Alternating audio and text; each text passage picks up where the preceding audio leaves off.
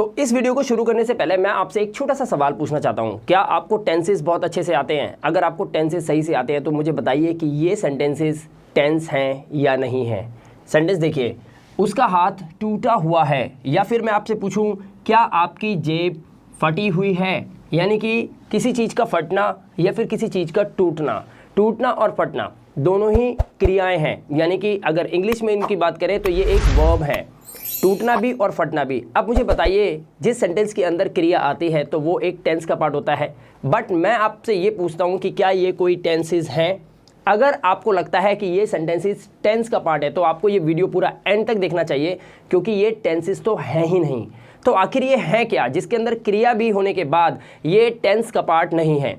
चलिए वीडियो को शुरू करते हैं और इस वीडियो को पूरा एंड तक जरूर देखना, ताकि मैं आपको बताऊं कि ये टेंसेस नहीं, ये सिर्फ नो एक्शन सेंटेंसेस होते हैं, लेकिन इनके अंदर क्रियाएं होती हैं, बट इनका बहुत ही महत्वपूर्ण और अलग तरीके से यूज़ किया जाता है। सबसे पहले यहाँ पर आप देख सकते हैं सिंपल सेंटेंसेस नो एक्शन के ये कुछ पार्ट हैं, कुछ ऐसे सेंटेंसेस हैं जिनसे अक्सर स्टूडेंट घबरा जाते हैं और उन्हें लगता है कि ये टेंस हैं और इंग्लिश इसकी गलत बना देते हैं। आज इस वीडियो में मैं आपको बताऊंगा कई ऐसे सेंटेंसेस हैं जो आप डेली रूटीन में या डेली यूज में लाते हैं, बट उनकी इंग्लिश आप बना नहीं पाते या फिर गलत बना देते हैं। सबसे पहले देखिए, सिंपल सेंटेंसेस में ये प्रेजेंट की कैटेगरी के 1, पास्ट की कैटेगरी 1 और फ्यूचर की कैटेगरी 1 के सेंटेंसेस हो सकते हैं। यहाँ पर मैंने ये 4 सेंटेंसेस आपको एग्जाम्पल के तौर पे दिए हैं, लेकिन इनका रूल क्या है?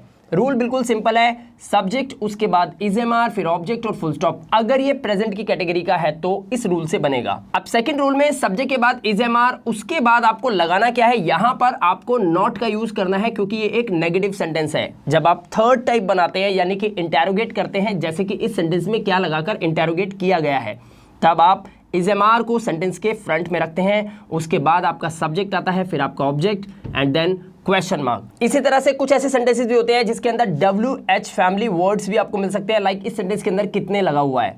तो इन सेंटेंसेस को बनाने के लिए आपको यहाँ पर WH फैमिली वर्ड का यूज करके उसके बाद इस रूल को फॉलो करना होता है। तो चलिए पहले सेंटेंस को बनाकर देखते हैं। सेंटेंस है, उसका हाथ टूटा हुआ है। सिंपल सेंटेंस की कैटेगरी 1 में ये सेंटेंस बनाया जा सकता है और इसके लिए हम इस रूल को यूज करेंगे। तो सबसे पहले इस सेंटेंस में हम ये देखेंगे हम किसकी बात कर रहे हैं। हम बात कर रहे हैं उसके हाथ की। उसका हाथ टूटा हुआ है, लेकिन हम इसको ऐसे भी लिख सकते हैं कि उसके पास एक टूटा हुआ हाथ है, यानी कि उसका हाथ टूटा हुआ है। इस सेंस में भी इसको बना सकते हैं। तो अब हमें सिर्फ छोटा सा काम करना है, इन रूल्स को अप्लाई करना है और इन सेंटेंसेस को इंग्लिश में ट्रांसलेट करेंगे। सबसे पहला सेंटेंस है, उसका हाथ टूटा हुआ है। इसको हम ऐसे भी बना सकते हैं कि उसके पास एक टूटा हुआ हाथ है। सेंस ऐसे बन सकती है, बट हिंदी में हम अक्सर ऐसे बोलते हैं। तो कैसे इंग्लिश बनेगी? अगर ये लड़का है तो हम बोलेंगे ही के साथ हम लगाएंगे हैज़, ही हैज़। अब यहाँ पर टूटा हुआ हाथ, इसकी इंग्लिश कैसे बनेगी? हम यहाँ पर लिख सकते हैं ब्रोकन हैंड। हम क्या बोलेंगे? ही हैज़ ब्रोकन हैंड, यानी कि उसका हाथ टूटा हुआ है, या फिर एक सेंस ये हो गई कि उसके पास है एक टूटा हुआ हाथ। अब यहाँ पर ब्रोकन हैंड की जगह आप लिख सकते हैं फ्रैक्चर्ड। आप यहाँ पर इस वर्ड का भी यूज़ कर सकते हैं, फ्रैक्चर्ड, यानी कि आप बोलेंगे he has fractured hand, right? Okay, second sentence देखिए।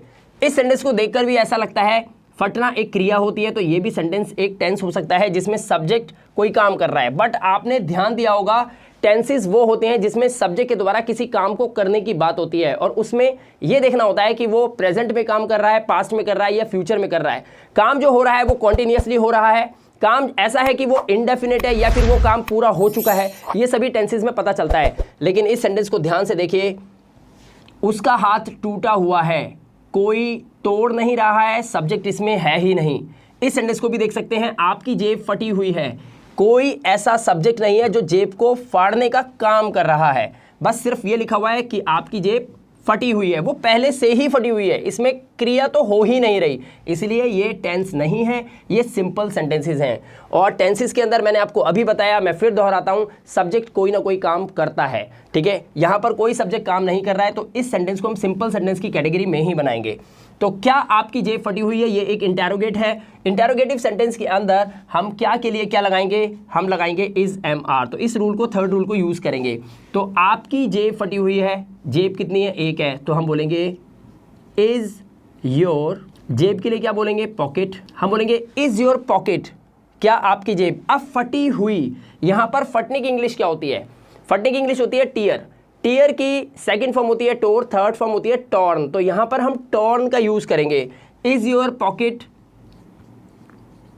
टॉर्न, क्या आपकी जेब फटी हुई है? आप इस तरह से इस सेंटेंस को बनाएंगे।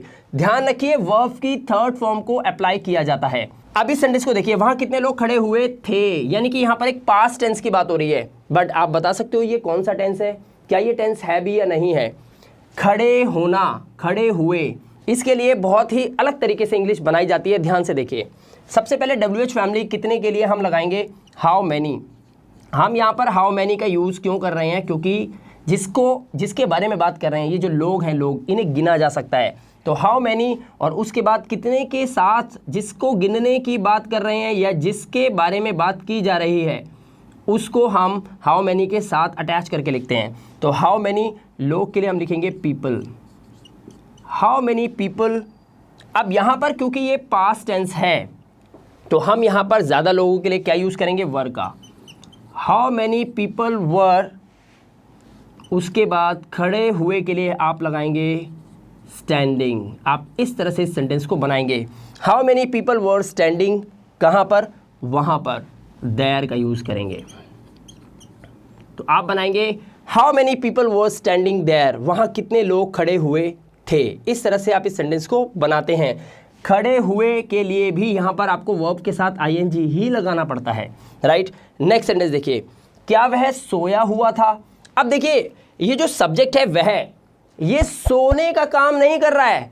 हमने जब उसे देखा तो वो एक अवस्था थी जिसमें वो सोया ही हुआ था। तो कैसे बनाएंगे? क्या वह सोया हुआ था, क्रिया तो नहीं कर रहा, सोया ही हुआ था। क्या लगा हुआ है? यानी कि ये एक थर्ड टाइप है जिसमें इज एम आर को बाहर निकाल सकते हैं। लेकिन पास्ट टेंस अगर हो तो इज एम आर नहीं, वॉज वर को लगाया जाता है। तो यहाँ पर हम वह के लिए ही लगाएंगे, और अगर हम वह के लिए ही लगाएंगे तो यहाँ पर हमारा वॉज आना चाहिए, क्योंकि ही के साथ हम वॉज का यूज़ करते हैं। वॉज ही सोया हुआ था, इसके लिए एक बहुत ही खास वर्ड अस्लीप का यूज़ किया जाता है, स्लीप का नहीं। तो वॉज ही और उसके बाद आप लिखेंगे वॉज ही अस्लीप, क्या वह सोया हुआ था। इस तरह से आप इस सेंटेंस को बनाएंगे। तो देखा आपने, ऐसे सेंटेंसेस जिनको पढ़ने के बाद लगता तो ऐसा है कि इसमें क्रिया है, लेकिन क्या इनको टेंस में बनाया जा सकता है? बिल्कुल भी नहीं, क्योंकि इसकी एक ही पहचान है कि सेंटेंस के अंदर सब्जेक्ट किसी काम को कर नहीं रहा है, सब्जेक्ट के द्वारा किसी काम के होने की बात हो ही नहीं रही है। इसलिए ये टेंसेस नहीं, सिंपल सेंटेंसेस की ही कैटेगरी में आते हैं। बट ये बहुत ही यूनिक सेंटेंसेस होते हैं जिनको समझना होता है। आई होप इस तरह के सेंटेंसेस कभी भी आप अब हिंदी में बोलते हैं तो उनकी इंग्लिश आप सही से बना पाएंगे। वीडियो कैसा लगा? वीडियो को एक लाइक देके ज़रूर बताइएगा और कमेंट करके ज़रूर बताएं कि इस वीडियो में आपने आज क्या सीखा। साथ ही मैं आपको ये भी बताना चाहता हूं कि चैनल को सब्सक्राइब करके बेल आइकन बटन को प्रेस कर लीजिएगा, ताकि हमारी वीडियो से रिलेटेड कोई भी नोटिफिकेशन आपके मोबाइल पे बिल्कुल टाइम से यूट्यूब भेज दे। इसी के साथ आपको एक इन्फॉर्मेशन और देना चाहता हूँ कि इससे रिलेटेड हमारी सिंपल सेंटेंस की कैटेगरी 1 और 2 प्रेजेंट पास्ट फ्यूचर की सभी वीडियो लेक्चर्स इस वीडियो के डिस्क्रिप्शन में मैं आपको दे रहा हूँ। उन वीडियोज़ को बड़े ध्यान से आप देखेंगे तो आपको टेंसेस और सिंपल सेंटेंसेस के बीच में डिफरेंस पता चलेगा और आपकी इंग्लिश में होगा एक अनोखा चेंज, राइट। मैं मिलाव गुप्ता मिलूंगा आपसे नेक्स्ट वीडियो में। Till then good bye.